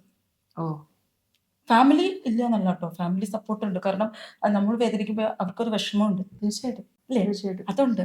പക്ഷേ ഡാൻസ് ചെയ്യുമ്പോഴും പാട്ട് കേൾക്കുമ്പോഴും അല്ലെങ്കിൽ ഈ വേദനയിലും നമ്മൾ കുറച്ച് കേട്ട് എന്തെങ്കിലും കൊറിയോഗ്രാഫി ചെയ്യുമ്പോഴും ഒക്കെ വെറുതെ ഇരിക്കുമ്പോൾ നമുക്ക് എന്തെങ്കിലുമൊക്കെ മനസ്സിലേക്ക് ഒരു തോട്ട് വരും, അത് അങ്ങനെ ചെയ്താൽ നല്ലായിരിക്കും, ഇതിങ്ങനെ ചെയ്താൽ. അപ്പൊ ഇതൊക്കെ ഒരു ടീച്ചർ പതുക്കെ വീണ്ടും പെർഫോമൻസിലേക്ക് ഞാൻ തിരിച്ചു വന്നു. കാരണം അത് കഴിഞ്ഞിട്ട് പെർഫോം ചെയ്യുമ്പോൾ ഒരു വല്ലാത്തൊരു ആനന്ദമാണത്. അതിനേക്കാളും ഒരുപാട് പേര് ഭയക്കും ഇങ്ങനത്തെ ഒരു സ്റ്റോറി പുറത്തു പറയാൻ. കാരണം ടീച്ചർ ഒരു ഡാൻസറാണ്, ഡാൻസ് ടീച്ചറാണ്. അതിൽ ഭാവാഭിനയത്തെ ബാധിക്കുന്ന ഒരു കണ്ടീഷൻ എന്ന് പറഞ്ഞാൽ തന്നെ ഏറ്റവും വലിയ ചാലഞ്ചാണ്. എന്നിട്ടും ടീച്ചർ അത് പബ്ലിക്കായിട്ട് പറഞ്ഞു. ടീച്ചറിന്റെ 2023 പ്രയുക്തിയിൽ സ്റ്റാൻഡിങ് ഒവേഷൻ കിട്ടിയ ഒരു മൊമെന്റ് ആണ്. ഞാൻ ടീച്ചറിന്റെ പെർമിഷൻ ചെറുതായിട്ടൊന്ന് എടുത്തിട്ട് ഞാനായിരുന്നു അവതരിപ്പിച്ചത്, ഇറ്റ്സ് ബ്ലെസ്ഡ്. പക്ഷെ അത് ടീച്ചർ അത് പുറത്ത് പബ്ലിക്കിൽ അറിയിക്കണം എന്നുള്ള ആ ഒരു ധൈര്യം എങ്ങനെ ടീച്ചർ കിട്ടി? അത് എൻ്റെ അടുത്ത് ഡോക്ടറും കൂടെ പറഞ്ഞിട്ടുള്ള ഒരു കാര്യമായിരുന്നു. കാരണം ഇതുപോലെ വേദന അനുഭവിക്കുന്ന ധാരാളം ആളുകളുണ്ട്. തീർച്ചയായിട്ടും ഈ എന്താണ് വേദന എന്ന് അറിയുന്നില്ല. പലരുടെയും കാണാറുണ്ട് വേദന മൈഗ്രെയിൻ ആണ്, അല്ലെങ്കിൽ ചിലവർ പറയും അയ്യോ ഡിപ്രഷൻ ആണ് എന്നൊക്കെ പറയും. പക്ഷെ അത് ഡിപ്രഷനും മൈഗ്രെയിനും ഒന്നും അല്ല. കാരണം ഒരിക്കലും ഡാൻസറെ പോലെ ഇങ്ങനത്തെ ഒരു ആൾക്കാർക്ക് ഒത്തിരി ഡിപ്രഷൻസ് ഒന്നും വരാൻ സാധ്യത ഉണ്ടെന്ന് തോന്നുന്നില്ല. വേദന വരുമ്പോൾ വേദനയുള്ള സമയത്താണ് അത് ഉണ്ടാവുക. അപ്പൊ ഡോക്ടറിന്റെ അടുത്ത് പറയും പ്രിയക്ക് അത് പറയാൻ പറ്റുമെങ്കിൽ നല്ലതായിരുന്നു. തീർച്ചയായിട്ടും അത് അറിയണം ആളുകൾ. ഈ വേദന ഇങ്ങനത്തെ ഒരു ട്രീറ്റ്മെന്റ് ഉണ്ട്, ഇങ്ങനെ ഒരു സംഭവം ചെയ്യാനുണ്ട്, ഇത് ചെയ്യുമ്പോൾ ഉണ്ടാകുന്ന ഒരു ബെനിഫിറ്റ് എന്താണെന്നുള്ളത് അറിയണം എന്നുള്ളത് എനിക്ക് നിർബന്ധമായിരുന്നു. അതുകൊണ്ട് തന്നെ എനിക്ക് ഒരു പേടിയും ഉണ്ടായിരുന്നില്ല ഇത് പറയാനും. ഇത് ജനങ്ങൾ അറിയാത്തവർക്ക് അതുവരെ ഉപകാരപ്പെടണം എന്നുള്ളതാണ് എൻ്റെ ആഗ്രഹം. പിന്നെ ഒരു കാര്യമുണ്ട്, ടീച്ചർ എന്താ പറയാ നല്ലോണം ഈ സ്ട്രെസ്സും ഡെഡിക്കേഷനും ഒക്കെ എടുക്കുന്നത് ടീച്ചറിന്റെ കുട്ടികളുടെ പെർഫോമൻസ് നന്നാവാൻ വേണ്ടിയിട്ടാണ്. ടീച്ചർ അവരിലൂടെയാണ് ആ ഒരു അഭിമാനം കണ്ടെത്തുന്നത് as A teacher. Okay teacher അത് അപ്പോ നമ്മുടെ മക്കള് എന്ന് പറഞ്ഞാൽ മറ്റൊരു അച്ഛനമ്മമാരുടെ മക്കളായിരിക്കും. പക്ഷെ എനിക്ക് ആ സമയത്ത് എൻ്റെ മക്കളാണിത്. സ്റ്റേജിൽ കയറുമ്പോൾ ഓരോ കുട്ടികളും എനിക്ക് മക്കളാണ്. ആ മക്കളെ എനിക്ക് അത് കൂടെ വിളിക്കാൻ പറ്റില്ല. ഞാൻ മക്കളെ എന്ന് മാത്രമേ അവരെ വിശേഷിപ്പിക്കാറുള്ളൂ. ചീത്ത പറയുമ്പോൾ എന്തെങ്കിലുമൊക്കെ പറയും, അതൊക്കെ വേറെ വിഷയം. അത് ചീത്ത പറയാനുള്ള റൈറ്റ് എന്തുകൊണ്ടാണ്? ഒരു അച്ഛനും അമ്മയും സ്വന്തം മക്കളെ ചീത്ത പറയുന്നുണ്ട്. ഇപ്പൊ ഉണ്ടോന്ന് എനിക്കറിയില്ല, പക്ഷേ ആയതുകൊണ്ട്. അതെ അതെ. അല്ലാത്ത നമ്മളൊക്കെ ചെറുപ്പത്തിലൊക്കെ ആണെങ്കിൽ അച്ഛനമ്മമാരെ നമ്മളെ ചീത്ത പറയാ ശാസിക്കുന്നു അല്ലെ. അവരുടെ ഉള്ളിൽ സ്നേഹമുണ്ട് ആ ശാസനയിൽ, അല്ലാണ്ട് ഒരു കടുത്ത വിരോധം വെച്ചിട്ടുള്ള ശാസനയല്ലല്ലോ. അല്ല. അപ്പൊ ആ ശാസിക്കാനുള്ള റൈറ്റ് അധ്യാപകനുണ്ട്. ആ അധ്യാപകർക്ക് ആ ശാസിക്കാനുള്ള റൈറ്റും, ശാസിക്കുക എന്ന് പറഞ്ഞാൽ സ്നേഹത്തോടെയുള്ള ശാസനയും, അല്ലെങ്കിൽ ചെറിയ കുട്ടി എന്താ പറയാ അങ്ങനെയൊക്കെ ചെയ്യുമ്പോഴാണ് അവർക്ക് അങ്ങനെ കിട്ടുമ്പോഴാണ് അവർക്ക് അടുത്ത നിമിഷം അത് മധുരം ഉണ്ടാവുന്നത്. ഇഷ്ടമുള്ളിടത്തല്ലേ അങ്ങനത്തെ ഇടപെടൽ ഉണ്ടാവുള്ളൂ. അത് കുട്ടികൾക്ക് നമ്മൾ കൊടുത്തു തന്നെ വളരണം. അല്ലാണ്ട് എപ്പോഴും നമ്മൾ ഇങ്ങനെ സ്നേഹം മാത്രമല്ല കൊടുക്കേണ്ടത്. ആ സ്നേഹത്തിന്റെ വാല്യൂ അറിയണമെങ്കിൽ ഇതുപോലെ ഒരു ഓപ്പോസിറ്റ് ആക്ഷൻ കൂടെ നമ്മൾ ഉണ്ടാക്കണം. അതായത് ചെറിയ ഇപ്പൊ ലേറ്റ് ആയിട്ട് വരികയോ, അല്ലെങ്കിൽ അത് ചെയ്യാത്ത ഹോംവർക്ക് ചെയ്യാതെ വരികയോ, അല്ലെങ്കിൽ പ്രാക്ടീസ് ചെയ്താതെ വരികയോ, ഒരു 5 മിനിറ്റ് അവരെ മാറ്റി നിർത്തുക, അല്ലെങ്കിൽ 10 മിനിറ്റ് എന്താ പ്രാക്ടീസ് ചെയ്യാത്ത എന്ന് ചോദിക്കാനുള്ള റൈറ്റ് നമുക്ക് ഉണ്ടാവണം. അത് വേണ്ട ടീച്ചർക്ക്. ആ ഒരു ഫ്രീഡം ടീച്ചേഴ്സിന് കൊടുക്കുകയും വേണം. തീർച്ചയായിട്ടും കൊടുക്കണ്ടേ. കാരണം അപ്പോഴല്ലേ അവരുടെ ഉള്ളില് അത് പേടിയല്ല, അവരുടെ ഉള്ളില് ആ ടീച്ചർ അതിന്റെ വാല്യൂ അത് ഞാൻ പ്രാക്ടീസ് ചെയ്യണല്ലേ എന്ന് അവർക്ക് ആ വാല്യൂ ഉണ്ടാവണമെന്നുണ്ടെങ്കിൽ ഡിസിപ്ലിൻ ഉണ്ടാവുകയല്ലേ. ഡിസിപ്ലിൻ വേണ്ട നമുക്ക്. കാരണം ലൈഫിൽ ഒരു ഡിസിപ്ലിൻ കറക്റ്റ് ആയിട്ട് പോകണം എന്നുണ്ടെങ്കിൽ ഇതുപോലെയുള്ള അത് വീട്ടിലാണെങ്കിലും അച്ഛനമ്മമാരും മക്കളെ വേണ്ടടുത്ത് നമ്മൾ അത് ഉപദേശിക്കുകയും വേണ്ടടുത്ത് ചിലടത്ത് ശാസിക്കുകയും ഒക്കെ ചെയ്താൽ മാത്രമേ നല്ലൊരു ജനറേഷനെ അല്ലെങ്കിൽ നല്ല തലമുറ ഭൂമിയിൽ ഇനി വളരുകയുള്ളൂ. ഭാവി തലമുറയ്ക്ക് അവരുടേതായിട്ടുള്ള രീതിയിൽ വ്യക്തിമുദ്ര പതിപ്പിക്കാൻ പറ്റുള്ളൂ. പിന്നെ അവർ തിങ്ക് ചെയ്യണം, അവർ ചിന്തിച്ച് തന്നെ പ്രവർത്തിക്കണം. പറഞ്ഞ ഇതൊരു ട്രസ്റ്റ് ആണ് ടീച്ചർ. എല്ലാ ബന്ധത്തിലും ഒരു വിശ്വാസം ഉണ്ടാവും. വിശ്വാസമാണ്. പിന്നെ എനിക്ക് തോന്നുന്നു ഏതൊരു ആർട്ടിസ്റ്റിനും, ഇപ്പൊ ടീച്ചർ എന്നെ അവതരിപ്പിക്കാൻ വിളിക്കുമ്പോൾ ടീച്ചർ എന്നോട് പറയും, ഇതാണ് അപ്പോൾ പ്രോഗ്രാം, ഇതാണ് നമ്മൾ ചെയ്യാൻ പോകുന്നത്, ഇവിടെയാണ്. പിന്നെ ടീച്ചർ ആ വഴി തിരിഞ്ഞു നോക്കില്ല. എന്തെങ്കിലും ഒരു ഗസ്റ്റോ അല്ലെങ്കിൽ ഒരു വിശിഷ്ടാതിഥി വന്നിട്ടുണ്ടെന്നുള്ള ഒരു ചെറിയ ഇൻഫർമേഷൻ പാസ് ചെയ്യാനോ, അല്ലെങ്കിൽ അടുത്ത ഇവന്റിൽ എന്തെങ്കിലും ഒരു സ്വിച്ച് ഉണ്ടെങ്കിൽ, ഒരു ചേഞ്ച് ഉണ്ടെങ്കിൽ പറയാനെല്ലാം ടീച്ചർ വരില്ല. എനിക്ക് ആ സ്പേസ് തരുന്നത് കൊണ്ടാണ് I am sure that I can do my best and beyond. Don't you think teacher ആ ഒരു സ്പേസ് എല്ലാവർക്കും വേണം? എല്ലാ വ്യക്തികൾക്കും സ്പേസ് ഉണ്ട്. കാരണം ഏതൊരു പ്രൊഫഷനും അതിന്റെ സ്പേസ് കൊടുത്താൽ മാത്രമേ അവർക്ക് പറന്നു പോകാൻ പറ്റുള്ളൂ. ഇപ്പൊ അപ്പുവിന്റെ അടുത്ത് ഞാൻ പറയുകയാണ്, അത് ഇങ്ങനെ സംസാരിക്കണം, ആ ഭാഷ ഇങ്ങനെ ഉപയോഗിക്കാൻ പാടുള്ളൂ എന്ന് പറഞ്ഞാൽ പിന്നെ നമ്മളുടെ ഫ്രീഡം അവിടെ നിൽക്കുകയാണ്. അത് തന്നെയാണ് ഏതൊരു പ്രൊഫഷണലും. അതെ, പ്രത്യേകിച്ച് ഞാൻ ബാക്കിയുള്ള പ്രൊഫഷണൽ നമ്മളെ പോലെയുള്ള ആർട്ടിസ്റ്റുകൾക്ക്. അതെ, ആൻഡ് ക്രിയേറ്റീവ് സൈഡ് ഉള്ളവർക്ക് ആ ക്രിയേറ്റീവ് സൈഡ് അങ്ങ് ക്ലോസ് ആവും. പ്രത്യേകിച്ച് ഞാനൊക്കെ സ്ക്രിപ്റ്റിന്റെ ആളല്ലേ. എന്നെ ടീച്ചർ എനിക്ക് കറക്റ്റ് ആയിട്ടുള്ള ആ മറ്റേ നമ്മുടെ ടേംസും കാര്യങ്ങളും, എന്താണ് ഐറ്റം, എന്താണ് രാഗം, താളം, എന്താണ് അതിന്റെ സ്റ്റോറി, അതൊക്കെ പറയും. പക്ഷെ അതല്ലാണ്ടുള്ള എൻ്റെ ഒരു freedom is never been hampered over there. അത് ചെയ്യാനും പാടില്ല ടീച്ചർ. അത് ചെയ്യാൻ പാടില്ല. I cannot give my best you. പിന്നെ ടീച്ചർ എന്നെ വിശ്വസിച്ചേൽപ്പിച്ച ആ ദൗത്യം എനിക്ക് പൂർണ്ണമായി ചെയ്യാൻ പറ്റില്ല. അത് എന്റെ മനസ്സിൽ ഒരു വോയിഡ് ആയിട്ട് കിടക്കും. കാരണം എനിക്കൊരു ഇൻഡിവിജ്വാലിറ്റി ഉണ്ടല്ലോ.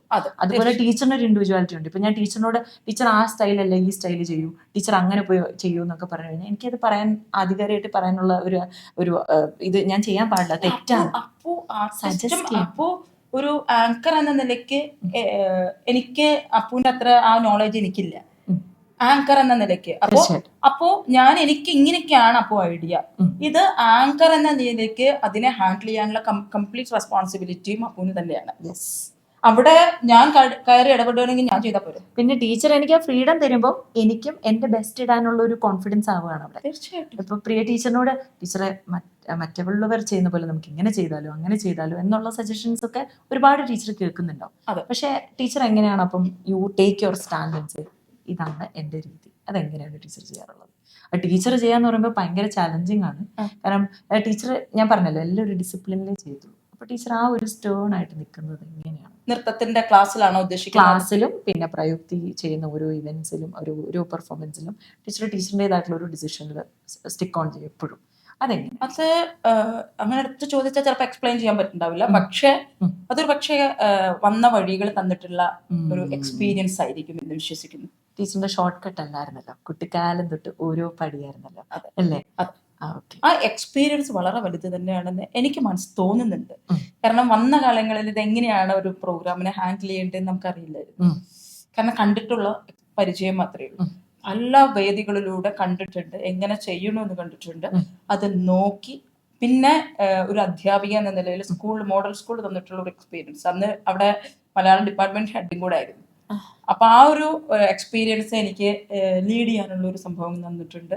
ഇതെല്ലാം കൂടി ചേർന്ന് വരുമ്പോഴാണ് നമ്മൾ ഇങ്ങനത്തെ ഒരു പ്രയുക്തി എന്ന് പറയുന്ന ഒരു, ഇപ്പൊ കഴിഞ്ഞ വർഷം നടത്തിയ പോലെ ആയിരിക്കില്ല ചിലപ്പോൾ ഈ വർഷം നടത്തിയിട്ടുണ്ടാവും. തീർച്ചയായിട്ടും. കാരണം ഓരോ കഴിഞ്ഞ വർഷത്തെ നമുക്ക് നഷ്ടപ്പെട്ടില്ല അല്ലെങ്കിൽ മിസ്സായിട്ടുള്ള കുറെ കാര്യങ്ങൾ അത് ഡിസ്കസ് ചെയ്യും. അത് എന്തൊക്കെയാണ് നഷ്ടപ്പെട്ടിട്ടുള്ള അല്ലെങ്കിൽ എന്തൊക്കെയാണ് നമുക്ക് മിസ് ഔട്ട് ആയിട്ട് പോയിട്ടുള്ള കാര്യങ്ങൾ, അതെല്ലാം നോക്കി കണ്ട് അതിനെങ്ങനെ അപ്പൊ ഈ ഇത്തവണ വേറെ എന്തെങ്കിലും ആയിരിക്കും, അപ്പൊ അടുത്ത പ്രോഗ്രാമിൽ അതിനെയും കവർ ചെയ്യാൻ ശ്രമിക്കും.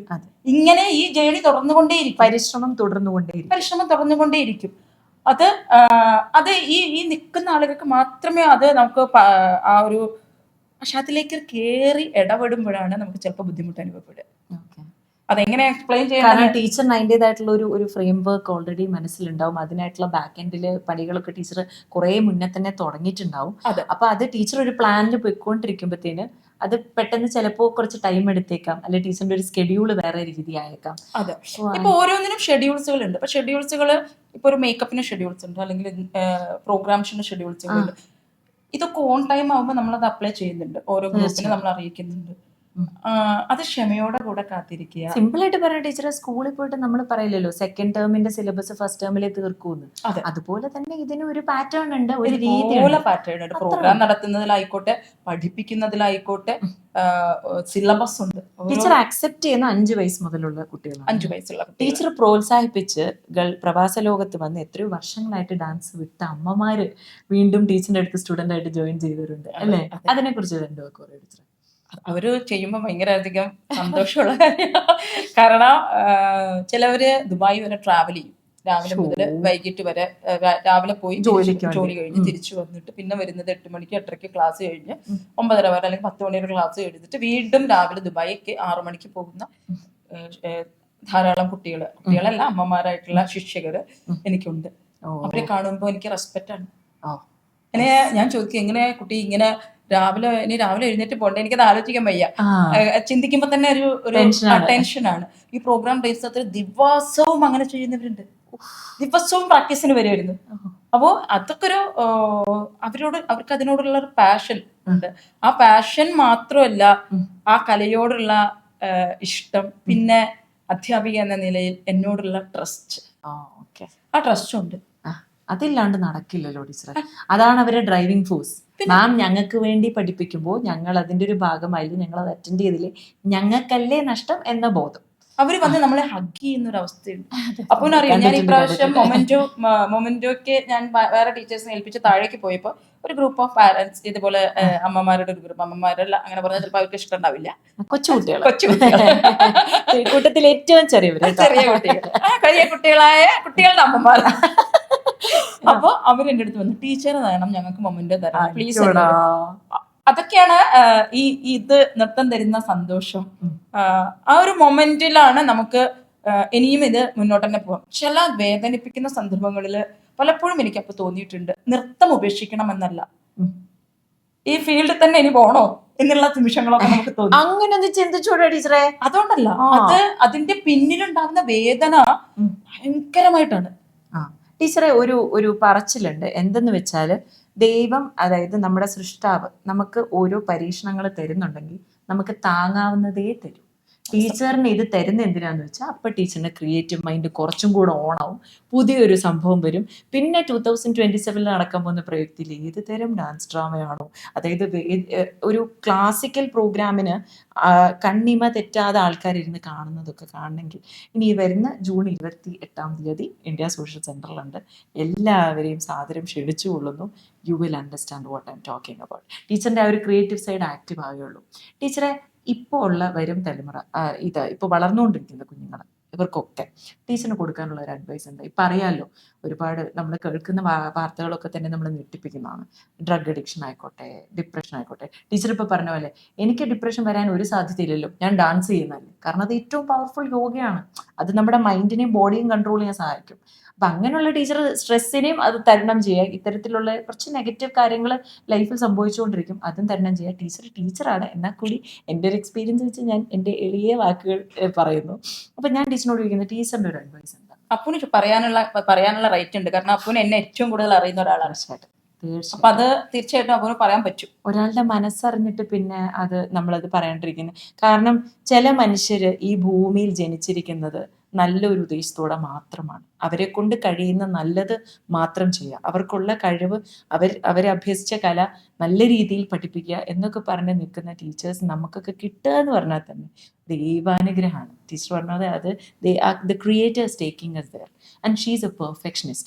അത് നമ്മുടെ ലൈഫിലേക്കും നമ്മൾ ഡിസിപ്ലിനോടുകൂടി പെർഫെക്ഷനോടുകൂടി കാര്യങ്ങൾ ചെയ്താൽ നല്ലതേ സംഭവിക്കും. ചാലഞ്ച് ഉണ്ടാവും, പക്ഷെ നല്ലതേ സംഭവിക്കുള്ളൂ.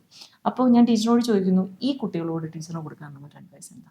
ഇത്ര നാൾ ഏകദേശം 2 പതിറ്റാണ്ടായിട്ട് ടീച്ചർ ഒരു അധ്യാപികയാണ്. അപ്പോൾ ഇപ്പോൾ നടക്കുന്ന കാര്യങ്ങളും ഇതൊക്കെ വെച്ചിട്ട് ഡാൻസുമായിട്ടും ഡാൻസ് ടീച്ചിങ് ആയിട്ടും ഒക്കെ ഒരുപാട് എക്സ്പീരിയൻസ് ടീച്ചറുണ്ട്. What is your advice to them? And dance പഠിക്കാൻ താല്പര്യമുള്ള കുട്ടികളോടും ഒരു ചെറിയ മോട്ടിവേഷൻ പ്ലീസ്. എനിക്കെൻ്റെ വരും തലമുറകൾ വരുന്ന കുഞ്ഞുങ്ങളോടും ഇപ്പോൾ എനിക്ക് നൃത്ത ക്ലാസ്സിൽ വരുന്ന കുട്ടികളോടും പറയാനുള്ള ഒരു കാര്യം, ഭഗവാന്റെ അല്ലെങ്കിൽ ദൈവത്തിന്റെ വരദാനമാണ് നമുക്ക് കല. നിങ്ങൾ ഏത് പ്രൊഫഷൻ സ്വീകരിച്ചോളൂ, ഡോക്ടർ ആയിക്കോളൂ, എഞ്ചിനീയർ ആയിക്കോളൂ, പൈലറ്റ് ആയിക്കോളൂ, എന്ത് വേണമെങ്കിലും നിങ്ങൾക്ക് സ്വീകരിക്കാം. അത് നിങ്ങൾക്ക് തീർച്ചയായും ചെയ്യണം. കാരണം ജീവിതത്തിൽ ഒരു മുതൽക്കൂട്ട്, വരുമാനം ഒക്കെ നമുക്കുണ്ടാവണം. പക്ഷേ വരുമാനത്തിനോടൊപ്പം തന്നെ നമുക്ക് ജീവിതത്തിൽ വേണ്ടത് സന്തോഷവും മനസ്സമാധാനവും നമ്മുടെ പീസ് ഓഫ് മൈൻഡുമാണ്, അല്ലേ? അപ്പൊ ഈ ഒരു പീസ് ഓഫ് മൈൻഡിന് വേണ്ടി നമ്മുടെ കൂടെ ഒരു കല തീർച്ചയായും കൊണ്ടുപോകേണ്ടതുണ്ട്. അത് നിങ്ങൾക്ക് ഇഷ്ടമുള്ള കലയായിക്കോട്ടെ. ഇപ്പോൾ ഭരതാഞ്ജലിയിൽ വരുന്ന നൃത്ത കുട്ടികളോട് അല്ലെങ്കിൽ നൃത്തം പഠിക്കാൻ വരുന്ന കുട്ടികളോട് പറയാനുള്ളത്, ഈ നൃത്തം നിങ്ങൾക്ക് ജീവിതത്തിൽ എന്നും ഒരു മുതൽക്കൂട്ടായിരിക്കും. എപ്പോഴെങ്കിലും നിങ്ങൾ ആലോചിക്കുക, നിങ്ങൾക്കൊരു വിഷമം വരുമ്പോൾ നിങ്ങൾക്ക് ഇഷ്ടമുള്ളൊരു പാട്ട് വെച്ചു, അതിൻ്റെ കൂടെ ഒന്ന് നൃത്തം ചെയ്ത് നോക്കൂ. നമ്മളെല്ലാം മറക്കും, നമ്മുടെ എല്ലാ വിഷമങ്ങളും മറക്കും. നമുക്ക് സന്തോഷം മാത്രം പ്രദാനം ചെയ്യുന്ന ഈ കലയെ നിങ്ങൾ നെഞ്ചോട് ചേർക്കുക. അതോടൊപ്പം തന്നെ നിങ്ങളെ പഠിപ്പിക്കുന്ന അല്ലെങ്കിൽ നിങ്ങൾക്ക് ഈ കല പകർന്നു തരുന്ന അധ്യാപകരോട് എന്നും സ്നേഹവും അതേപോലെ ആദരവ് എന്നൊക്കെ പറഞ്ഞു കഴിഞ്ഞാൽ അതിന് ഒരുപാട് അർത്ഥങ്ങളല്ല. ആ സ്നേഹത്തിലൂടെ തരുന്ന ഒരു ആദരവുണ്ടല്ലോ, അതും വല്ലപ്പോഴും കാണുമ്പോൾ ഒന്ന് വെറുതെ ഒന്ന് ഹഗ് ചെയ്യുക. ഇതൊക്കെ ആണ് ഒരു അധ്യാപിക എന്ന നിലയിൽ എന്താ പറയാ ചെയ്യേണ്ട കുറച്ച് കാര്യങ്ങൾ. ബാക്കി ഒന്നും നിങ്ങൾ ചെയ്യണ്ട, ബാക്കിയൊക്കെ നിങ്ങൾക്ക് വന്നു ഭവിക്കും. അപ്പോ എല്ലാ മക്കൾക്കും ഭരതാഞ്ജലിയുടെയും പ്രിയ ടീച്ചർ എന്ന നിലയ്ക്ക് ഞങ്ങളുടെയും എൻ്റെയും എല്ലാ നന്മകളും ഉണ്ടാവട്ടെ എന്ന് പ്രാർത്ഥിക്കുന്നു. Thank you so much teacher. വളരെ വളരെ എന്താ പറയുക, ഒരു റോ അൺഫിൽറ്റേർഡ് ആയിട്ടുള്ള ട്രാൻസ്പെറൻ്റ് ആയിട്ടുള്ള ഒരു സെഷനായിരുന്നു ഇത്. ഇതിൽ നിന്നും നിങ്ങളും കുറേ നല്ല കാര്യങ്ങൾ മനസ്സിലാക്കിയിട്ടുണ്ടാവുമെന്ന് വിശ്വസിക്കുന്നു. അത് കൂടാണ്ട് ടീച്ചർ പറഞ്ഞതുപോലെ തന്നെ കലയെ സ്നേഹിക്കുക, നിങ്ങളുടെ ഉള്ളിലെ കലാകാരിയെ തിരിച്ചറിയുക അല്ലെങ്കിൽ കലാകാരനെ തിരിച്ചറിയുക. അത് രക്ഷിതാക്കൾക്കേ സാധ്യമാവുകയുള്ളൂ, അവർക്കേ ഗുരുവിന്റെ അടുത്തേക്ക് എത്തിക്കാൻ പറ്റുള്ളൂ. രക്ഷിതാക്കളും കൂടെ അത് മനസ്സിലാക്കണം. അതെ, കാരണം രക്ഷിതാക്കളും കൂടെ അത് മനസ്സിലാക്കിയാൽ മാത്രമാണ് അങ്ങോട്ടും ഇങ്ങോട്ടുള്ള ഒരു വിശ്വാസവും സ്നേഹവും നമ്മൾ മുന്നോട്ട് കൊണ്ടുപോകണം. നല്ല വാല്യൂസ് അല്ലേ ടീച്ചർ പഠിക്കുന്നത്? ഇതിൽ ഒരു നഷ്ടം എന്ന് പറയുന്ന ഒരു സംഭവം ഇല്ല. അവര് നാളത്തെ നല്ല മനുഷ്യരായി മാറുന്നു, നല്ല വ്യക്തിത്വങ്ങളായി മാറും. അതും കൂടിയുണ്ട്. ഇന്ന് നമ്മളൊരു ഈ ഒരു എക്സ്പെൻസ് ആണല്ലോ മറ്റൊരു ഫാക്ടർ. ഇന്ന് ഇത് ആ രീതിയിൽ നിങ്ങൾ ചിന്തിക്കണ്ട. കാരണം ഈ കലയിലേക്ക് വിടുമ്പോൾ, ഈ കല പഠിക്കുന്നത് കൊണ്ട് നാളെ അതിൽ നിന്ന് മണി ബെനിഫിറ്റ് ആവില്ല ചിലപ്പോൾ നമുക്ക് കിട്ടുക. അല്ല, ആ മണി ബെനിഫിറ്റിലുപരി നമുക്ക് കിട്ടുന്ന വേറൊരു കാര്യങ്ങളുണ്ട്. ഞാൻ പറഞ്ഞ പോലെ നമുക്ക് ആ ഒരു നൃത്തം ചെയ്യാനുള്ള കഴിവ്, നൃത്തം ആടാനുള്ള കഴിവ്, അല്ലെങ്കിൽ നൃത്തം ആസ്വദിക്കാനുള്ള കഴിവ്, ഇതൊന്നും വേണ്ട. നല്ലൊരു നൃത്തം കണ്ട് ആസ്വദിക്കാൻ പറ്റൂ. ഇതൊക്കെ പഠിച്ചത് കൊണ്ട് തന്നെയാണ് നമുക്ക് ചെയ്യാൻ പറ്റുന്നത്. തീർച്ചയായിട്ടും. അപ്പോൾ ഒരിക്കലും നമ്മൾ ഈ ഒരു നൃത്ത ക്ലാസ്സിലായിക്കോട്ടെ അല്ലെങ്കിൽ കലയ്ക്ക് വേണ്ടി സ്പെൻഡ് ചെയ്യുന്ന ഈ ഒരു എമൗണ്ട് വേസ്റ്റ് ആവുന്നു എന്നുള്ള ചിന്ത മനസ്സിലുണ്ടാവരുത്. ഇല്ല, അത് തീർച്ചയായിട്ടും എന്നും ജീവിതത്തിൽ ഇൻവെസ്റ്റ്മെന്റ് ഫോർ ലൈഫ്. ഇൻവെസ്റ്റ്മെന്റ്, അത് നിങ്ങൾ അറിയാത്തൊരു ഇൻവെസ്റ്റ്മെന്റ് ആണ്. നിങ്ങളുടെ ബ്ലഡിലൂടെ ആയിക്കോട്ടെ, നിങ്ങളുടെ ശരീരത്തിന്റെ ഓരോ രക്തത്തിന്റെ ഭാഗങ്ങളിലൂടെ കൂടെ കടന്നു പോകുന്ന ഒരു വലിയ ഇൻവെസ്റ്റ്മെന്റ് തന്നെയാണ്. Beautiful beautiful. ടീച്ചർ പറഞ്ഞ പോലെ ടീച്ചറിന്റെ ഇതെല്ലാം ബോഡി ആൻഡ് സോൾ തെറാപ്പിയാണ് അല്ലേ ടീച്ചർ? തീർച്ചയായിട്ടും സോൾ തെറാപ്പി തന്നെ, സോൾ ആൻഡ് ബോഡി തെറാപ്പി തന്നെയാണ് നൃത്തം. ഇന്ന് എനിക്ക് എൻ്റെ ചില വിഷമങ്ങളും അല്ലെങ്കിൽ വേദനകളും ശാരീരികമായ പ്രശ്നങ്ങളും ഉണ്ടെങ്കിൽ അതെല്ലാം എനിക്ക് തരുന്നത് നൃത്തമാണ്. ഇന്ന് എനിക്ക് എന്ത് തന്നിട്ടുണ്ടെങ്കിലും ഈ നൃത്തം തന്നെയാണ് എന്നുള്ളത്, എൻ്റെ ഭഗവാൻ എന്ന് പറയുന്നത് നൃത്തമാണ്. ബ്യൂട്ടിഫുൾ ബ്യൂട്ടിഫുൾ, വെൽ സെഡ് ടീച്ചറെ. അപ്പോൾ ഞാൻ പോലും എന്താ പറയുക ലയിച്ച് മറന്നുപോയ ഒരു പോഡ്കാസ്റ്റ് സെഷനാണ്. താങ്ക് യു പ്രിയ ടീച്ചറെ. മനസ്സ് തുറന്ന് ഒരുപാട് നല്ല കാര്യങ്ങൾ, പിന്നെ ടീച്ചർ ആരാന്ന് ഒന്ന് ഇൻ ഡെപ്ത് എല്ലാവരും അറിയണം എന്ന് എനിക്കൊരു ആഗ്രഹം ഉണ്ടായിരുന്നു. ഈ പോഡ്കാസ്റ്റ് സെഷനിലൂടെ ഈ ഒരു ആർട്ടിസ്റ്റിനെയും ഈ ഒരു ഡെഡിക്കേറ്റഡ് ആയിട്ടുള്ള ടീച്ചറിനെ പറ്റി കുറച്ച് വിശദ വിവരങ്ങൾ നിങ്ങൾക്ക് ലഭിച്ചിട്ടുണ്ട്, നിങ്ങൾക്ക് മനസ്സിലായിട്ടുണ്ടെന്ന് വിശ്വസിക്കുന്നു. താങ്ക് യു സോ മച്ച് പ്രിയ ടീച്ചറെ. ഈ ഒരു പാഷൻ, ഈ ഒരു ഡ്രൈവിംഗ് എനർജി ഇങ്ങനെ തന്നെ മുന്നോട്ട് കൊണ്ടുപോകാം. ടീച്ചറിനെ പോലെയുള്ള ടീച്ചേഴ്സ് ലിമിറ്റഡ് എഡിഷൻസ് ആണ്, അത് വളരെ റെയർ ആണ്. നമ്മൾ പറയില്ലേ റെയർ ജെംസ് എന്നൊക്കെ പറയും, അതുപോലത്തെ ഒരു ക്യാരക്ടറാണ്.